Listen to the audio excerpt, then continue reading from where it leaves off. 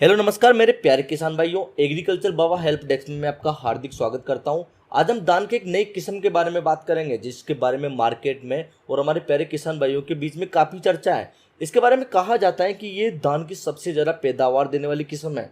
बहुत से लोग ये कह रहे हैं कि इसमें कोई भी रोग नहीं लगता, अर्थात किसी भी प्रकार का कोई फंगस का रोग नहीं लग रहा।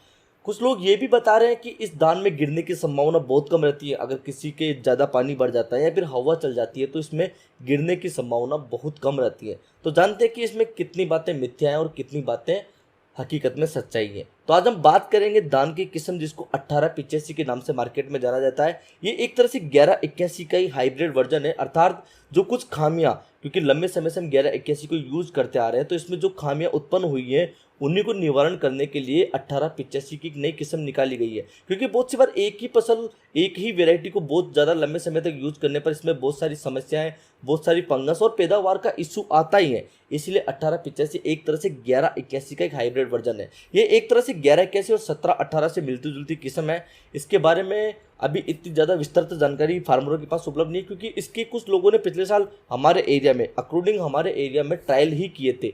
मतलब मेजर कुछ लोगों ने ज़्यादा नहीं लगाई थी। किसी ने जैसे मान लो 20 बीघा कोई फार्म कर रहा है तो उसने 5 बीघा लगा के ट्रायल किया था।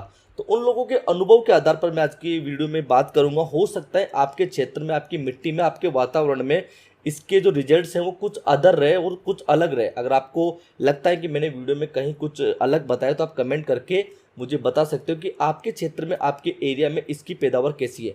1885 जो किस्म है ये 1181 से मिलती जुलती एक किस्म है। इसमें 1181 से ऊंचाई थोड़ी कम रहती है और फिर डिपेंड करता है कि आपने के खेत की क्वालिटी कैसी है। और इसमें दो मैंने मेजर सबसे बड़ा फायदा देखा वो था कि इसमें रोग प्रतिरोधक जो क्षमता है वो 1181 की तुलना में अधिक है। एक तो इसमें जो गर्दन तोड़ रोग आता है वो बहुत कम आता है। बकानी रोग के बारे में हम पूरे तौर पर नहीं कह सकते कि वो नहीं आएगा, लेकिन 1181 और 1718 की तुलना में आपको 1885 में बकानी रोग कम देखने को मिल सकता है। और हो सकता है इसमें बकानी रोग आपको बिल्कुल भी देखने को ना मिले, लेकिन वो डिपेंड करता है कि आपकी जो मिट्टी है वो कैसी है और आपका जो वातावरण है वो कैसा है, वो फसल आपके एरिया को कैसी सूट होती है उसके ऊपर डिपेंड करता है। उसके अलावा जो इसकी पैदावार है वो भी 1181 और 1718 से अधिक निकलती है, अगर आप अच्छे से देख रेख करते हो और अच्छे से पूरी जो दवाइयाँ देते हो। और अगर इसमें 1181 की तुलना में दवाइयाँ भी आपको कम लगानी पड़ेगी। अर्थात एक तरह से ये कहा जा सकता है कि अगर ये आपके एरिया को और आपकी ज़मीन को सूट करती है तो 1885 एक बहुत अच्छी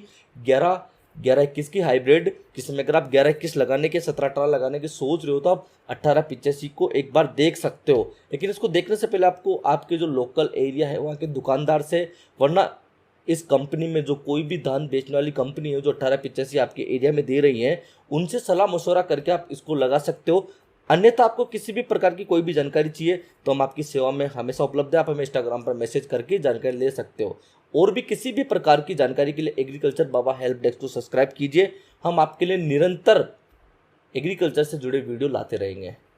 जय हिंद।